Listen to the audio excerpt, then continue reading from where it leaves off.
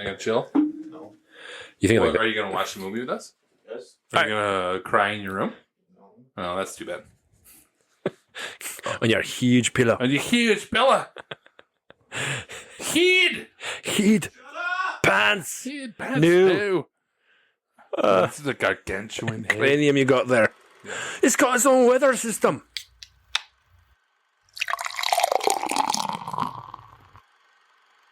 Stand by. Going to air. Stand by, Phil. 5, Stand by music. 4, Stand by announce. 3, 2, 1. And fade up.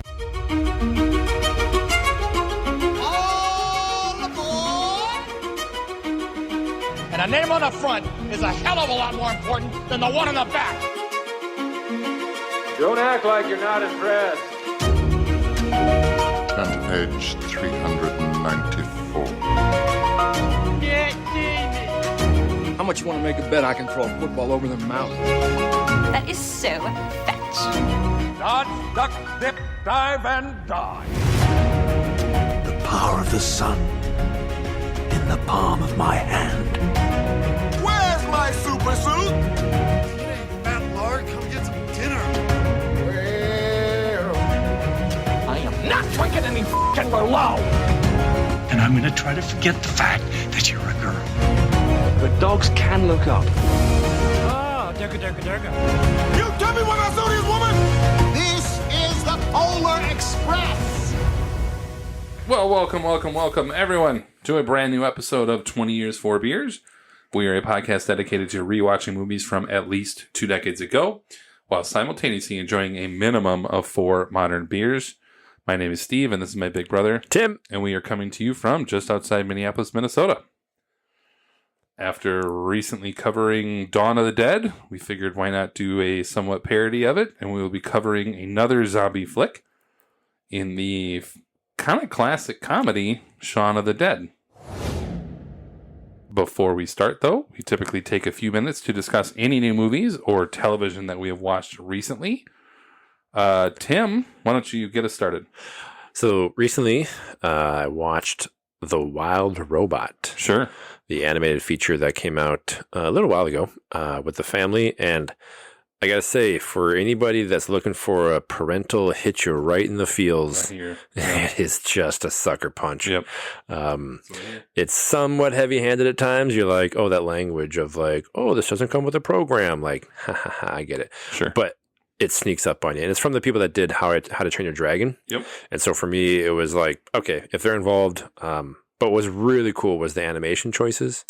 Yeah. It's kind of got this really cool kind of grainy aspect to it. And it's just, I don't know. I loved it. I was floored. I watched it twice, actually with the kids and family and by myself. And it's just awesome. So love it. So highly recommend for those that are, especially with kids and such. It's just, Ellen and I were just besides ourselves like, God damn it, it's good.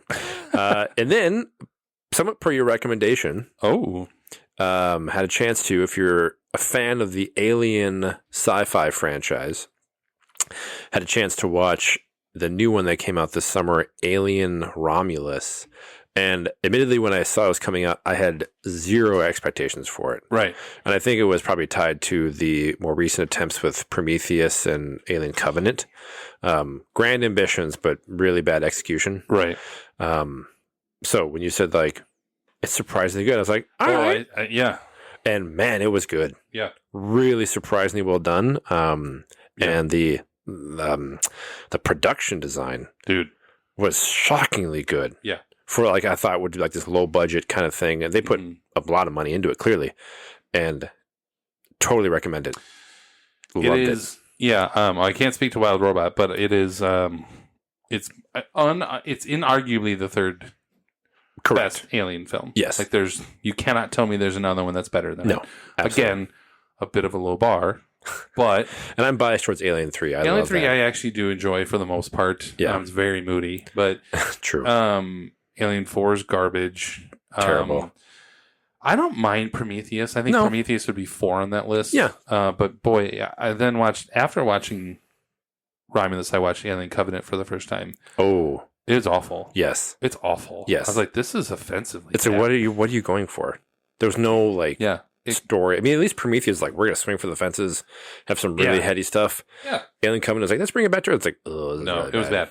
But Romulus is the production value is good. The visuals are outstanding. Yes. The visuals are on par with like a Blade Runner 2049 or whatever. Like as they're skirting the rings of the planet. Yeah. Really well done. The graboidy things or whatever they are. The face suckers or whatever. Are used to perfection. Yes. It's not overdone and it's not underdone either. It's not just a means to scare you and jump. These little bastards are for real. Yeah. Really well done with the relationship between her and her brother. Yes. The android. The synthetic. Yeah, it is. And I would say it's kind of one of my favorite films of the year. Surprisingly so. And one of the coolest usage of zero gravity. Yeah. I was like, this is awesome. Yeah. So, and highly recommend. Yeah, I would recommend that to almost anyone. Yep. The only other thing I watched that I want to talk about tonight is Diplomat Season 2. You haven't watched it yet. No. Though at some point you will. Really, really, really smart show. I like that about it. Yeah. I think 1 is better because it's 8 episodes versus 6. Okay. But Kerry Russell is so good. The what's his face? Her husband, Rufus Sewell. Yeah, he is so he's kind of like smarmy, but also likable. Yeah, I like a good, smart show. It's from the creator, one of the writers of The West Wing. Deborah Kahn. So she, you could tell. I loved the first season. Yeah, it's really well done. So I would recommend that too. So. Nice. Well, as mentioned, we are going to rewatch Shaun of the Dead. The film follows Shaun, oddly enough, an aimless electronics salesman in London who, along with his loser best friend Ed, is settled into a simple life of gaming, music, television, and regular trips for a beer to the local pub, the Winchester. That's right? Yeah. Sure. Yeah, we'll run with that. If I'm wrong, we'll correct it after.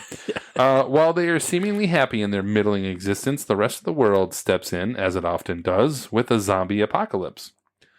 The two are reluctantly forced into hero mode and seek out a way to survive, save those they love, and still enjoy a beer at the Winchester. It is a comedic take on the classic George Romero. Yeah, I almost say George R. Martin. Almost like the George A. Romero zombie films of old, and is a welcome change from the somewhat duller Dawn of the Dead from earlier in the year. The film is directed by Edgar Wright, written by Wright and Simon Pegg, and stars Pegg as Shaun, Nick Frost as Ed, Katie Ashfield, Lucy Davis, Dylan Morin, Penelope Wilton, and Bill Nighy.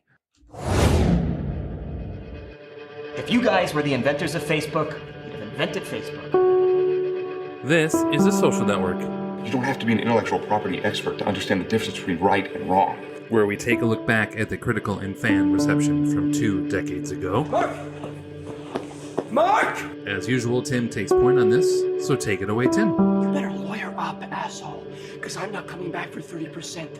I'm coming back for everything. $1 billion. The IMDb rating is 7.9 out of 10. So pretty high rating there. Anne Hornaday of the Washington Post said, if the zombie genre steadfastly refuses to die, we can be grateful to Shaun of the Dead for breathing fresh, diverting life into the form with subtle visual humor and a smart, impish sense of fun. I always love when people put impish in common usage. Jay Boyar of Orlando Sentinel said, zombies or no zombies, Shaun of the Dead is the funniest film of the year. And Roger Ebert gave it 3 out of 4.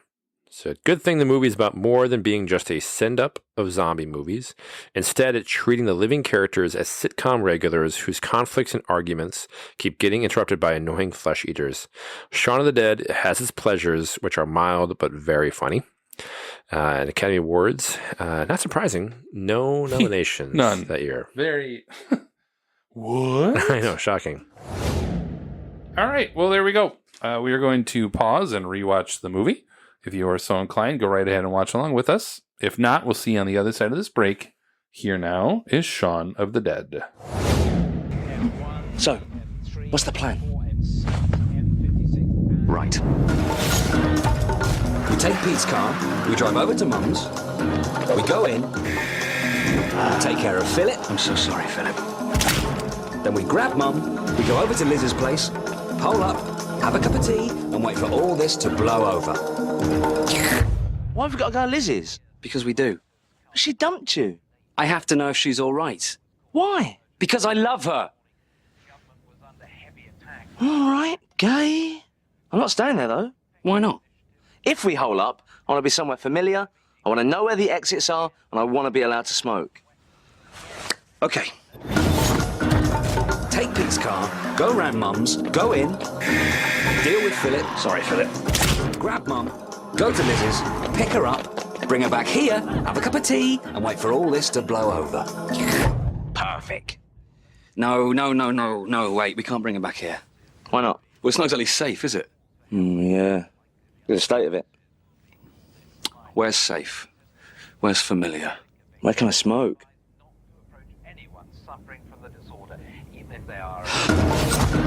Take car, go to Mum's, kill Phil. Sorry. Grab Liz, go to the Winchester, have a nice cold pint, and wait for all this to blow over. How's that for a slice of fried gold? Yeah, boy! We begin our discussion with our reaction segment that we call Spotlight. This is Boston, and the church does not want them to be found, so they are not there. This is where we highlight and discuss our top takeaways of any kind from rewatching our subject film. We've got two stories here. We've got a story about degenerate clergy, and we've got a story about a bunch of lawyers turning child abuse into a cottage industry. If there were 90 of these bastards, people would know. Maybe they do. This is Spotlight. They knew, and they let it happen. All right. Well, welcome back to 20 Years, 4 Beers, where we have just finished rewatching Shaun of the Dead, and also have had 4 new beers that we will review in a segment coming up. But first, we talk about our immediate reactions in this Spotlight segment. Tim, take it away. What's your sort of first, or whatever? What do you want? So I honestly, I have no memory of seeing this before, and I actually now having finished it, I'm confident I have not seen this entire thing. Oh, wow. Before. That is very... I was surprised. I was like, Shaun of the Dead. Absolutely, I've seen this. And I'm like, nope. I was surprised watching it, being like, nope, never got around to it. Wow. At the time. So I watch it like annually. It's like a rewatch, but no first watch. So I'm so happy we did. Yeah. Because I've seen some of the other films they've done together. But that's, I think, why I'm more surprised is you've seen their other 2 of the Cornetto trilogy. Yes. So, okay. And Hot Fuzz is one of my all-time favorites of that one. So, yeah, I just was like watching it and they were going through. I'm like, nope, don't remember this. Nope. I have no idea what's happening next. Have no idea how it ends. So it was nice to kind of have that initial reaction tonight. Sure. I just must say that their ability from a writing and directing standpoint and knowing the other ones they come after do such a great job of respecting the genres. Right. That they're... I wouldn't even... up. There's not quite a parody. No. It's like they have such a reverence for those genres, and they do such a great job of all the different tropes. From a zombie standpoint, but then throwing in some just hilarious, commentary on it. And so, yeah, I have some other thoughts, but just right off the bat, it was so nice to watch this. And I know I've never seen it until tonight. So here we go. I remember when this came out, it was like, I think even the trailer that you and Matt watched beforehand, does it talk about how, I don't know, because it was big in England. Yeah, it was like, come to America. Yep. And then the trailer was like coming to America. Yeah. And it ended up doing like $30 million worldwide for like a couple $1 million movies. It did well. I mean, obviously. Sure. Because it launched their careers. Yeah. At least of the 2 of them. My first takeaway to this movie is always, I know that the British way of spelling Shaun is with a U. But it's so dumb to me that you're making it a Dawn of the Dead. Yeah. Like, Dawn has a W even in England. Sure. And so, like, to spell Shaun with the U in the traditional always seems You're like, I'm not sure about out of this. place. Like, what? Well, they I'm do saying, like, yeah, it's not Dawn of the Dead with a U. So I know. Favorite But with I'm a always U. like- I mean, it's not a big stretch. I know. Should be a... Yeah. Anyway. No, I always think... I have thoughts about this movie. I'm not going to be very loquacious to talk, to You looked that up before. No, just kidding. What's the word they use? Exacerbate. Exacerbate. What does that mean?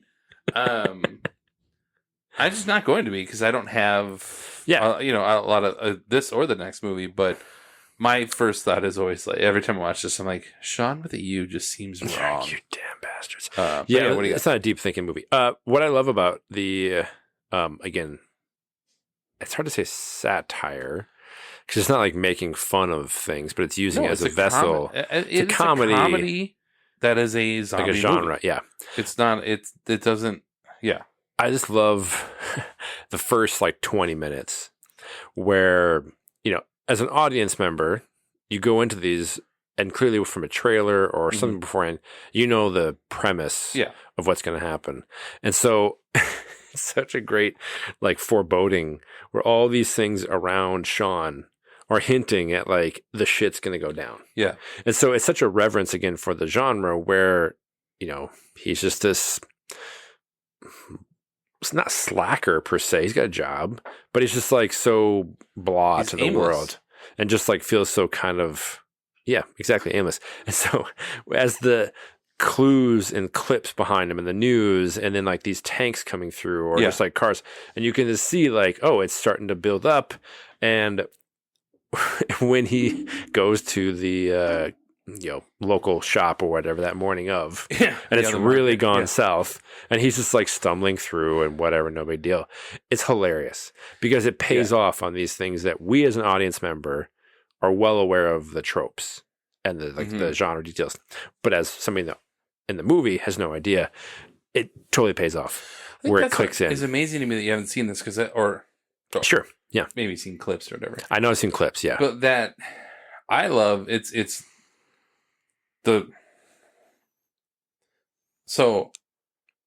mirroring throughout this entire movie, and it's my wording, but the first 20 minutes, you've got the great oneer where he leaves his house and he goes to the market, and then when the shit hits the fan, the next morning there's a great oneer, and it mirrors, but it's all completely different.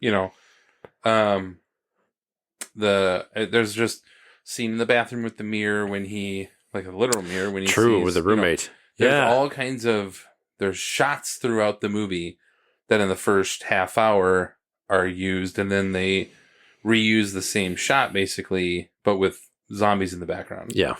And that's where I mean like the mirroring, and then the mirroring of words, like the reusing of phrasing throughout the entire thing. Yeah. It's like it's an hour and a half movie and it feels like there's only 45 minutes of content and they just sort of repeat it, but under zombie circumstances otherwise. Sure. It's really well done. I mean, just a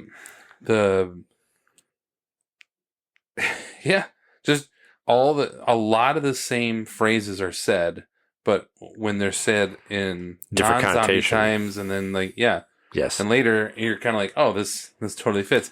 You've got red on you throughout the thing. And like one time it's red pen and the next time it's blood. It's blood. Yes.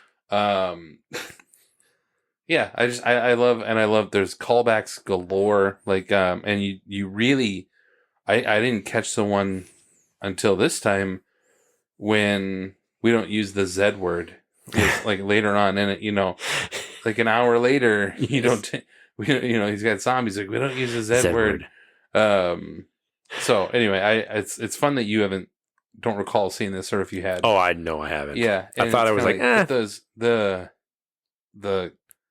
those mirroring scenes, especially visuals. I love those two oneers. The two that set up the the before and after kind of the thing. difference of the world. Yeah. Yep. And it's such a great, usage of, I think I've commented in different episodes about like, how do characters in some of these movies, experience these worlds as if they've never seen that story before. Sure. Yep. And I get annoyed by some of these things where it's like, oh, you've never heard of this type of thing before, or this, possibility happening. And so, right. You live in a world, right. You live in a world where this was type of thing has never been like even theorized. That's absurd. And so that's so parody of that of saying, or not parody, that is where we can't use that word. Like that's not. Yeah.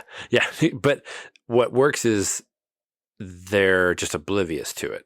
Because once it really kicks in, it takes hold. They're like, oh my gosh, like this is crazy. Yeah. But just him going through the motions and being like, there's people in your backyard. Huh, what's this thing about? And like this woman there, and there's like, hey, what's going on? Like they think she's drunk and hungover the next morning, like, oh, she really wants me kind of thing. It's like, it's used to such great effect of like, audience knows like, no, dude, that's a freaking zombie. Yeah. But then once it really starts to hit in for them about halfway through, and they're like, oh God, like the world's going to shit and all these problems. Right. And that's where I love the shift of the movie where it plays on their oblivious perspective because of how they're just like, like, 29, late 20s, they say, in the movie. And so, grappling with like a breakup and all these dynamics. And that's what I think grounds the movie in a great way. Right. Where it's the connections amongst these characters and the kind of relatable elements under the backdrop of what's going to happen and what goes to shit. So I do like that. I can not allow it as if it's my permission. Like it works for the film where their oblivious nature is because a reflection of their time in their life and just not taking things seriously. And then once they do have to take it seriously, then they rise to the challenge. Yeah. And they get like the cricket mallet and like they're like, let's take these things on. And like, how do we? Yes. Bad. I love that. So yeah, it's just a great turn and that kind of like the stereotypical things, I think. Yeah. Oh, where to go from here? Yeah, there's a solid attention to detail in this movie, and I hope you rewatch it. Oh, I will at some point. Absolutely. Because there's not only with those repeated clips, like with the reusing of different lines and different. You really need an attention to detail there. Yep. I referenced it to you, forgetting that you hadn't really seen it, but so Ed crashes the car, and so when they're in the house, his mom's house, yeah, in the background you hear tires screeching and like gas. It's like you just hear the whole thing. You have no idea what's going on, but it turns out that it's not people escaping; it's Ed just crashing the car, destroying the car. He's like, "Oh, guess we have to take your dad's Jaguar. Take the Jag." Not my dad. And the constant reason that the attention to detail on some of those things. They brain those zombies and like the big guy and the girl. Yeah.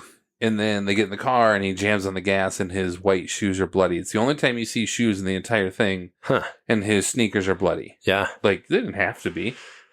But somebody had the idea that they gotta and that's not surprising when you think of Edgar Wright as a filmmaker. Sure. That there's this great attention to detail, but there's that when they get to his mom's place, he zips up his coat so she doesn't see the blood all over his shirt. There's this really sort of, and I think that's where you can call this an indie film. British, obviously, sure. British films are different than traditional American independent film, but I love it when independent films like this, like you could tell that somebody is passionately for this because they have that attention to detail. Totally. Like somebody, and I bet it wasn't even Edgar Wright. Somebody probably had that, like, oh, I gotta make sure to zip this up. Yeah, he's not gonna want to freak out his mom. So anyway, I love the attention to detail. But again, if you've watched Baby Driver, the attention to detail is really impressive there too. So it's not surprising. But even saying that as we're talking through, like when I said, like, it's not my dad. What a great line, because he's consistently saying like it's my stepdad. Yeah. So like it's not my dad. It's not my dad. But then when he says that to his mom after he's died, yeah, he's like, no, it's not my dad. Not my dad. Like it's he's not dead. Him. And I love there's nothing about him that's anything of what he was like before until he goes in to turn off the music. And they're like, oh, no, there is. That I just, yeah. It's those details that just totally work and pay off. So I love that. So speaking of that, actually, a note. A movie like this works in a surprising way because they balance so much of the comedy and the, absurd world with some surprising weight. Yep.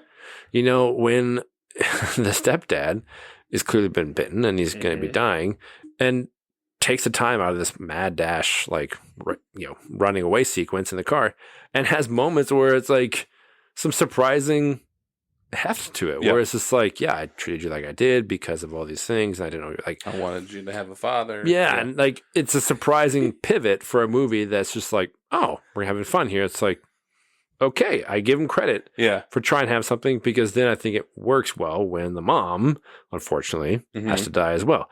I've always felt Simon Pegg isn't an actor that can pull that off. Like the crying and the weight, it's fine. I never feel that moved. I think he does a really good job. And he's good. I'm not going to feel moved in this movie from a zombie perspective. I thought he does a good job in this. But I never think Simon Pegg's the guy that's going to carry some solid drama for me. Yeah. For me, at least. Yeah. But it works for this, where it can't just be, I think, the random collection of characters, because you don't particularly care about their friends. No, they're there to die. Yeah. They're just a paint by numbers. They're going to die, or there's comic relief. But it has to be the parent, I think, that adds the weight to it. And I think about the lady movie, at least I know with Hot Fuzz, a surprising weight at times with this. And so, I think that is a great testament to the writing, where they knew we can't just have it be like this lark, this fun comedy. It's got to have these scenes that can sneak up and kind of hit you in the right way. So I like those. Yep. Did you have anything else? I have a couple things. I have a question about, we talked about in the Dawn of the Dead, and we talked about, preference versus slow and fast. Zombies. Yeah. And it's funny now seeing this so close to that, where I said in that episode, I prefer the fast. But I now have to give a qualifier of I guess it depends. What is the story you're going for? If it's the horror action, clearly the fast works best. Yeah. But for this, it would have absolutely not worked in any way for what they're going for. But it was so great of them playing off that, where they're like, we just have to act like them, and and them critiquing each other's abilities to play zombie or not. So I like that it changed my opinion from that episode. Yeah. Where it depends on the story you're going for. But the comedy aspect works really well with the slow zombies. They asked Simon Pegg about this, and he said, I think I'm paraphrasing here, but the quote is, being dead is not an energy drink. Sure. When they asked him why they didn't do fast zombies. That's funny. I really like that. I was like, why does all of a sudden, and even in if you catch in the post, when they're when he and Liz are on the couch, the TV says the rage virus is debunked, or the fact that basically says the theory of rage monkey causing this or whatever is debunked, and they even kind of it's a little address that a little bit. This isn't a virus. This isn't a rage virus. This is just a. These are decomposing bodies. How are they faster than? Yeah, it isn't a virus that's shifted you. Yeah, you died and now you've been reanimated. It works. I mean, is there a better? I'm hard pressed to think of a better use of a pop song in a movie, the actual use of "Don't Stop Me Now" by Queen in that moment, out of nowhere. And then it beat every time I hear that song, I think of that scene. There aren't many that I can think of that are obviously Tiny Dancer we talked about. Sure. Almost Famous years ago. But yeah, I love that use of, and Queen was happy to do it. They actually asked Queen, they obviously asked them for permission, and Brian Day, was it Brian Day? Sure. Yeah, we'll run with that. I don't know. The fact checkers will let me know. Yep.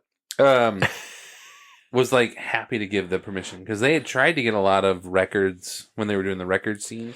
Yeah. With Sade. Yeah. And like they the had, album covers or whatever. They had a few people say yes, but they couldn't show the cover. They could say it because Purple Rain is not a thing, but And they Batman couldn't soundtrack, show yeah. the cover of Purple Rain because Prince, whatever. But they wanted to do a Bowie, and he said no. He couldn't even use the name of it or what? I know. It's just it's all these things. So I just love that Stupid. Queen was just outwardly like, yeah, use two of them. Yeah. You got "Don't Stop Me Now," and then you got the "You're My Best Friend." You're at my the best end. friend. So I just love that use of that song. And it's funny because absolutely confirmed. I remember reading somewhere at some point how much of an iconic scene that was. Yeah. And I was like, I don't remember that scene. And now it's like, yes, it I absolutely love that works scene. for And this. then Dogs Can Look Up. It's a good quotable callback. film too if you've seen it. Like there are actual still quotes that I will use every now and again. I'm happy to watch it again. I Yeah. think you should.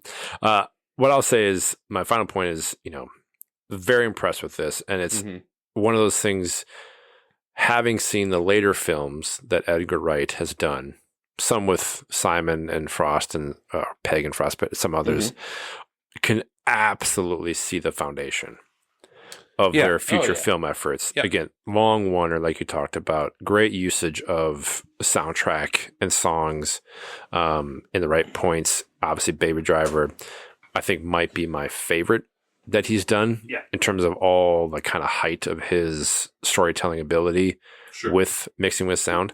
But the style, the style they come together and they love together, it's a great first effort of what would come later. For But sure. still isn't like I could see like it totally holds up. Oh, it's a solid, it's a well-made film.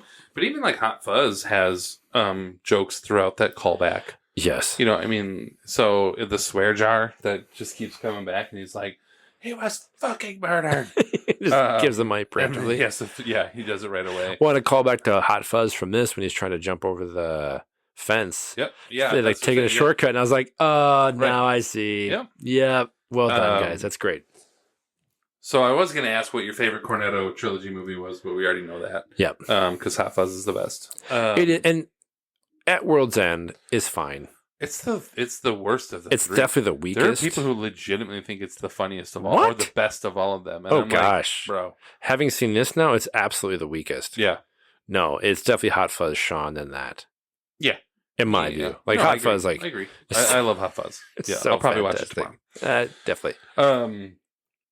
Last question for you is: where would you go in a zombie apocalypse? Oh, it's funny. Two caveats. Yep. What bar would you go to? Oh yeah. And where would you actually go? It's really funny. And like, I better laugh. Well, years past, when I was like wrapping up interviews with people and stuff, Sure. I'd ask like, final question for you. What are the first three things you do in a zombie apocalypse? Sure. Because I was just kind of curious about like what would be of interest or most valuable to them. And then the pandemic hit, and I'm like, it didn't quite hit the same way as we're done far with as that. like what Yeah. I think. But to that question, clearly, obviously, like find my family and figure out where to go. Yeah, but I mean, like, just where physically but would you go? where would I go? Yeah. So number one Man. is what bar would you go to, or like you know what I mean? If you had Yeah. to hole up in a bar, Hole up in a where would bar. you go? And then where would you actually maybe go? Man, where would be my favorite place to hole up with alcohol around? Man, God. I know I should have prepped you for this. But that's a really good question. Like, what are the... And I'm like weighing out like the fun ones or like Fortress style. What would be... Okay. Go. Should I answer? Yeah, my own you question as first? as What I do you think? contemplate this and not have dead airspace, what would So you do? I can literally cut it if I ever edit. So the actual real life place I would go is I lived in an apartment complex in Plymouth. Yep. Right over there. And that apartment complex had a swamp behind it. Sure. So it was all like blocked off or whatever. And then you're like 4 floors, you know what I mean? Yeah. And then that's kind of where I would hole up a place like that because you're Sure. you're sort of half protected, at Yep. least from one side. and then you could pretty easily wall up internally an apartment complex. Yeah. But then also you could theoretically drill through hole. You could like dig through the hole or the floor and kind of make an up and down thing too, without having to go to the stairs. Yep. There's a lot of possibilities at a larger apartment complex. I wouldn't like do a downtown Minneapolis in like a tall building. No.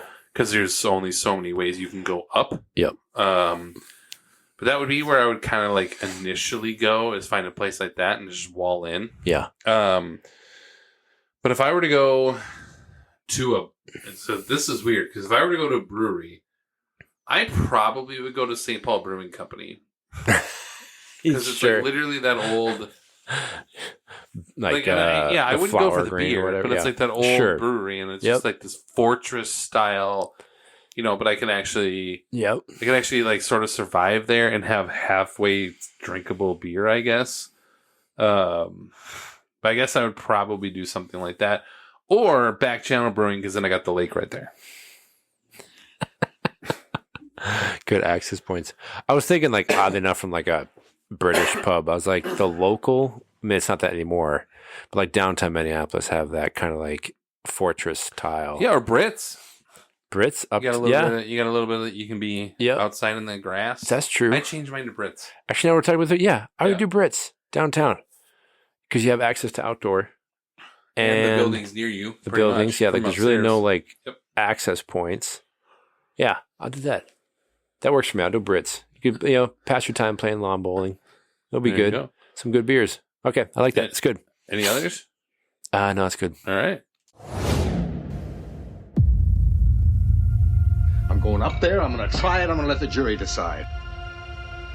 As we close out our spotlight segment, we come to our final takes called The Verdict. If we are to have faith and justice, we need only to believe in ourselves.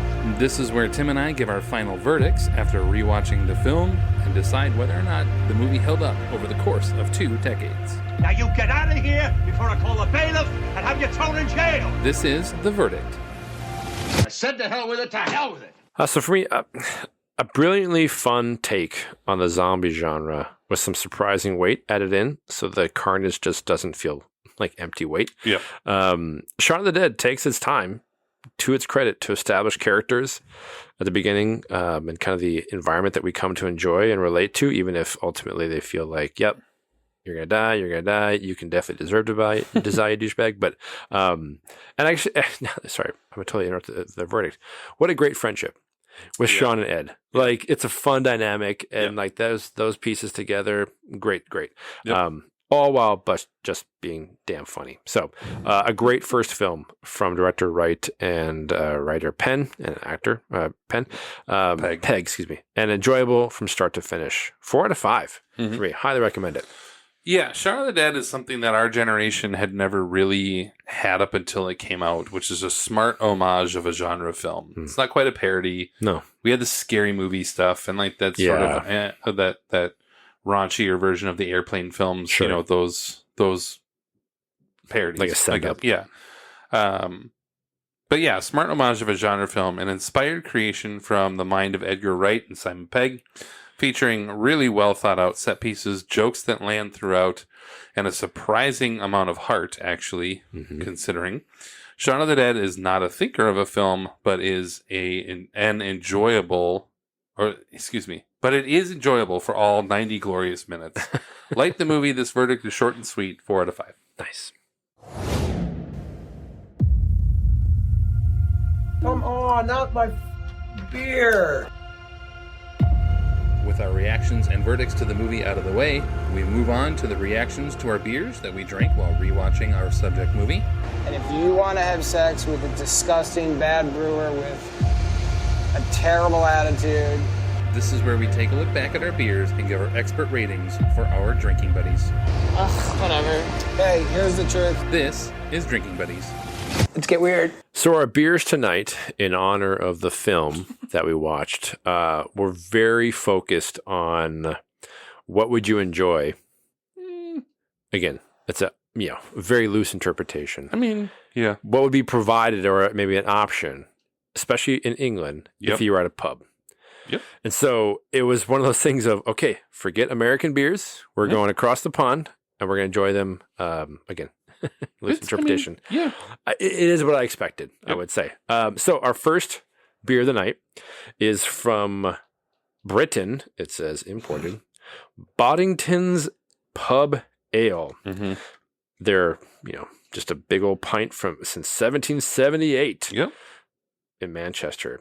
It was a 3.5 out of 5 for me. It had one of those like you crack open like and it just pours really well. It was nice. It was one of those like okay, but it's again one of these weird ones where you have no carbonation to it.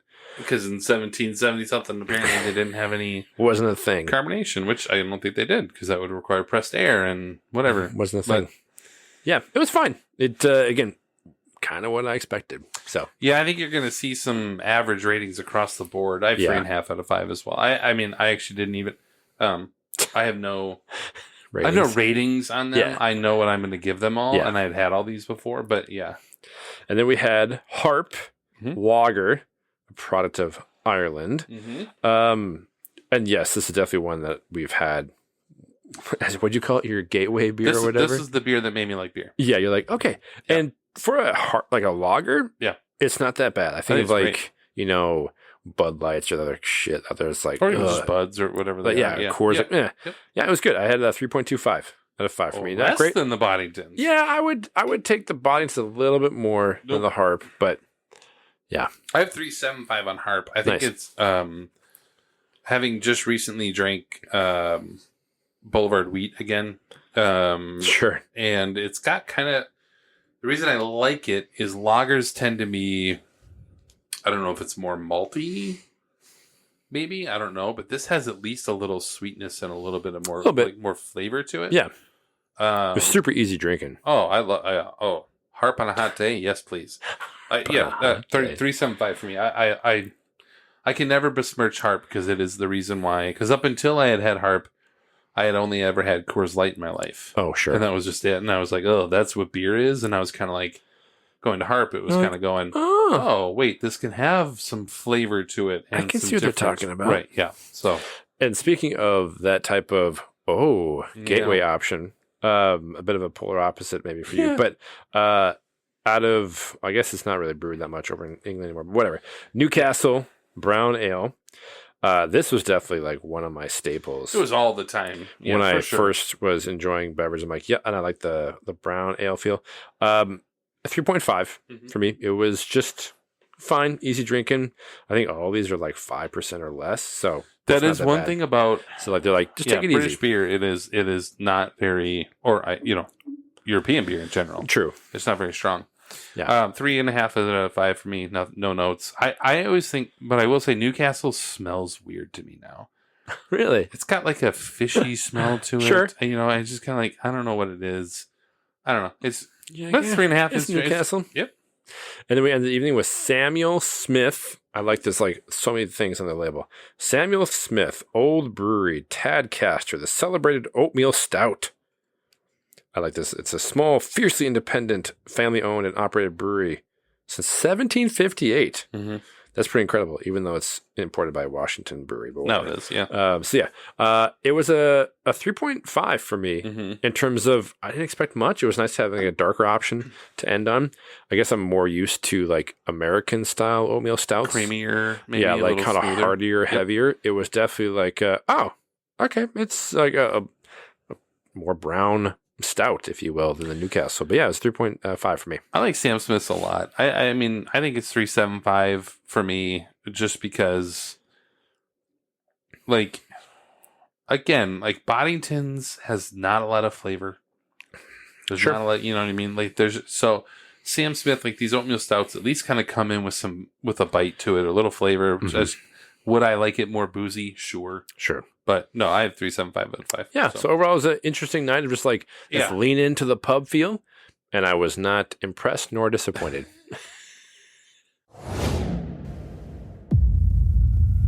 The exciting quiz program 21. Our final segment of the episode is Quiz Show. I have stood on the shoulders of life, and I've never gotten down into the dirt to build. Where in our research for our subject film, we find some interesting trivia nuggets that we hope will stump the other and possibly intrigue you. This is not McCarthyism. You're not here to expose for the sake of exposure. This is Quiz Show. Well, evidently certain of the contestants were given the answers in advance. Cheating on a quiz show. It's like plagiarizing a comic strip.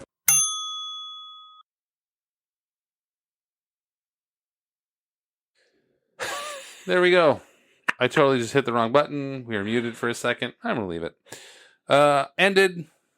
Here we go. Ready? Yeah, it was fine. Okay. It was right at the end where it was cheating on the quiz show. And then it was like, ding. Ding. And then it was empty space. That's fine. I'm not drunk because I've been drinking British True. beers. Yeah. So that's 4 to 5%. That was just stupid. So I have I have 3. Me too. So Penelope Wilton and Bill Nighy. Nighy, right? I think. Yeah, Nighy. They play Shaun's mom and stepfather. In a fun casting coincidence, the two would actually go on to play a married couple again in 2011. I'm looking at your face. Do you know this? I do have this one. Okay, go ahead. We were looking at the same stuff. Oh, on this one, yeah. The Best Exotic Marigold Hotel. You got one right. Boom. All right. That was Let's funny. See what we got. All right. Okay, so I got 2. Which, have you ever seen that? Yeah. Really? Yeah. I've never seen it. That's fine. I mean, it's like I'm not their primary demographic. No, it's a book, and it's it's fine. The stars Simon Pegg and Nick Frost would team up with director Edgar Wright, as we talked about, for a few other kind of homage or spoof driven, I should say, films after Shaun of the Dead.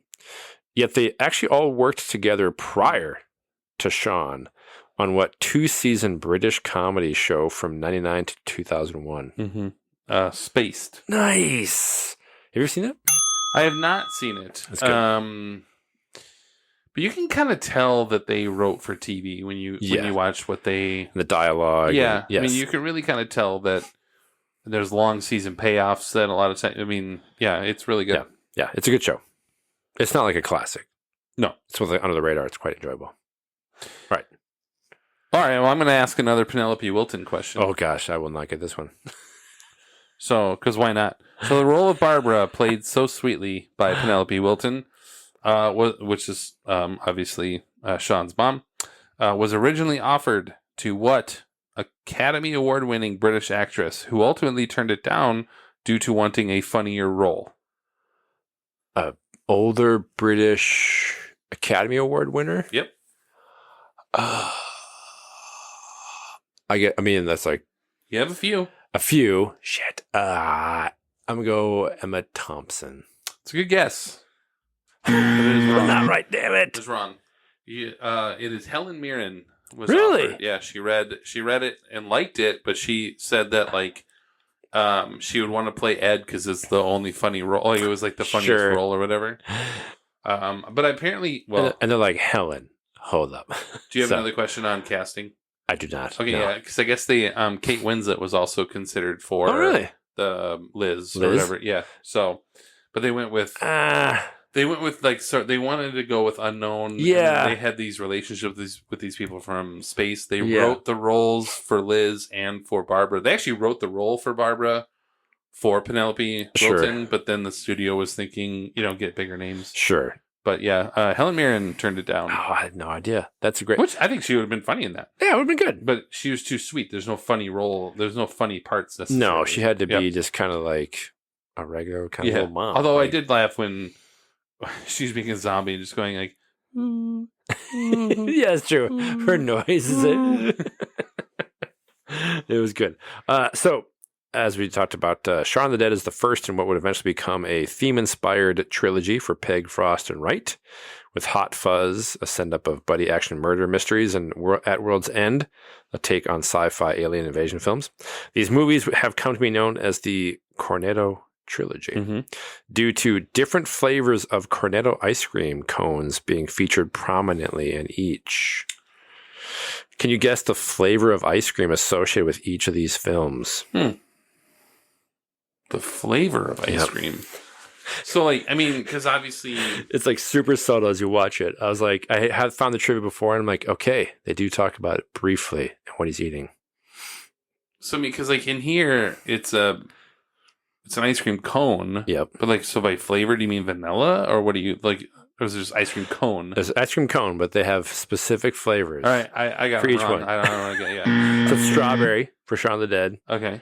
Oh, okay. Red Classico, whatever that is for Hot Sure. Fuzz, and then mint at World's End. Huh. I was like, okay. I actually had no idea that Cornetto was related to the ice cream. Yeah. And Cornetto's also a like croissant or something like that, but that is the one they use for this. So yeah. Anyway, okay. No, I can't guess that at all. No, sweet.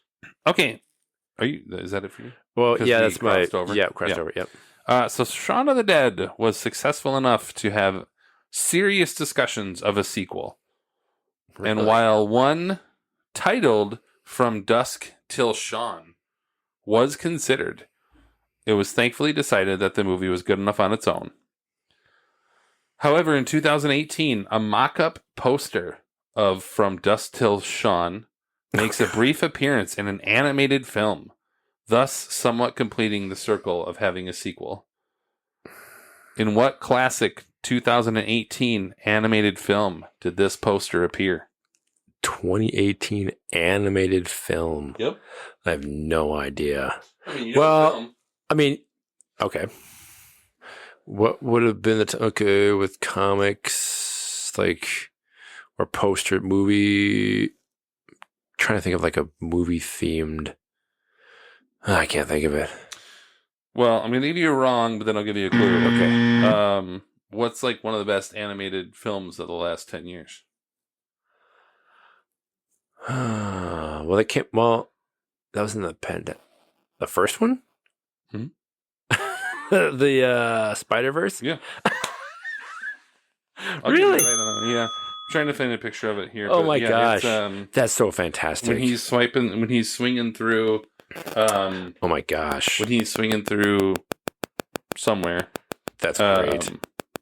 Yeah. That's some like deep cut. Yeah. Well cool? done. That's Thank really you. cool.